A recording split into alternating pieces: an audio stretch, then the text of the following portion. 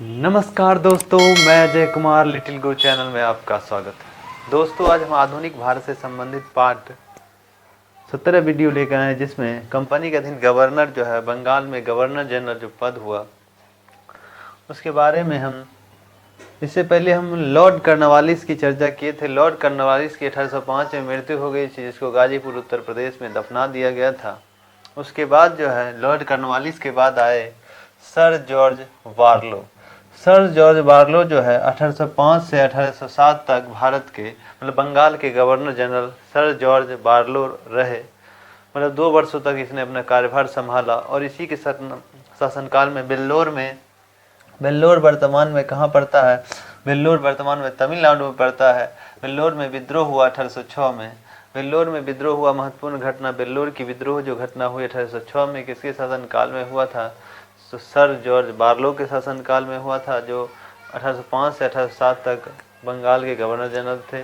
और वेल्लोर कहा जाए तो वेल्लोर तमिलनाडु में पड़ता 1806 में अंग्रेजों और सिपाही विद्रोह कह सकते हैं हो गया था। जॉर्ज बार्लो के बाद आए लॉर्ड मिंटो। लॉर्ड मिंटो जो 1807 से 1813 तक, मतलब कि 7 6 वर्षों तक वह बंगाल के गवर्नर जनरल रहे। 1807 से 1813 तक रहे, जिसके शासनकाल में महत्वपूर्ण 1813 का चार्टर एक्ट पारित किया गया। लॉर्ड मिंटो के शासनकाल में 1813 का चार्टर अधिनियम पारित किया गया।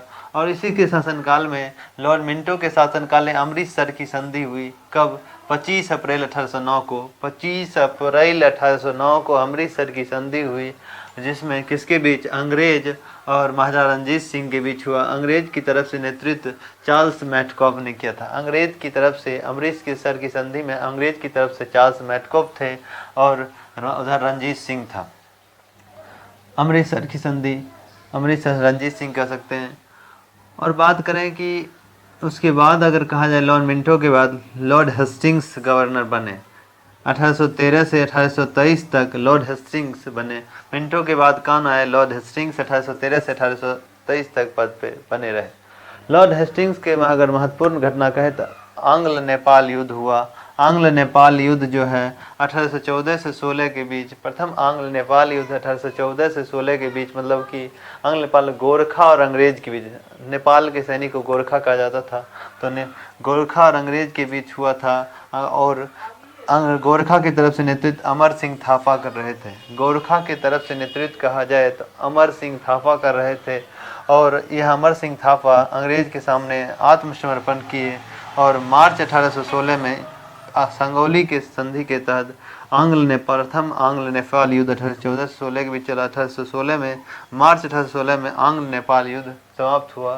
किस संधि के तहत? संगौली की संधि के तहत। और कहा जाए कि इसी के शासनकाल, लॉर्ड हेस्टिंग्स के शासनकाल में पिंडार विद्रोह हुआ, जिस पिंडार को दमन करने का काम किसने किया? पिंडारों के सिपाही को दमन करने का काम किसने किया? लॉर्ड हेस्टिंग्स ने किया था। और इस विद्रोह में अगर कहा जाए, प्रमुख पिंडारी विद्रोह के नेता अगर कहा जाए तो कौन थे? तो वासील मोहम्मद, चीतू और करीम खां। पिंडार विद्रोह के नेता कहा जाए तो वासीम मोहम्मद, चीतू एवं करीम खां थे। और कहा जाए लॉर्ड हेस्टिंग्स के शासनकाल में ही मराठों की शक्ति का अंत किया गया। मराठा साम्राज्य को अंत किया गया। किसके शासनकाल में? लॉर्ड हेस्टिंग्स के शासनकाल में किया गया।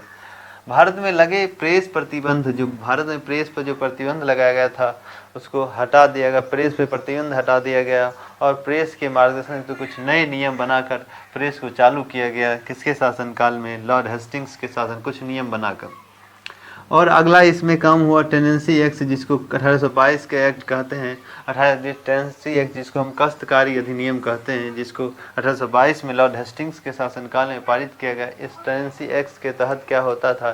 कोई भी अगर अपनी संपत्ति, भाई में अगर कोई संपत्ति गुप्त रूप से किसी दूसरे आदमी को बेचता है तो 3 माह के अंदर जो है हम इस पर अपील, अगर कोर्ट में अपील करते हैं तो रजिस्ट्री कैंसिल हो जाती है।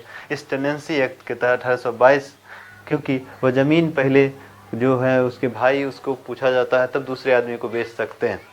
इसलिए टेनेंसी एक्ट के तहत 1822 के तहत, काश्तकारी अधिनियम के तहत हम किसी भी मतलब अपने ज़मीन जो है किसी दूसरे आदमी को नहीं बेच सकते हैं। अगर बेचते हैं 3 महीना के अंदर वो भाई अगर अपील कर देता है कोर्ट में तो यह रजिस्ट्री कैंसिल हो जाती है। टेनेंसी एक्ट 1822 के तहत, जिसे काश्तकारी अधिनियम कहा जाता है। दोस्तों, अगर यह कंटेंट अच्छा लग रहा है, वीडियो अच्छा लग रहा है तो लाइक करें। चैनल पे पहली बार विजिट कर रहे हैं, चैनल को सब्सक्राइब करें, बगल में बेल आइकन का घंटा दबा दें जिससे आने वाला कोई वीडियो आप तक पहुंचे। जय हिंद, जय भारत।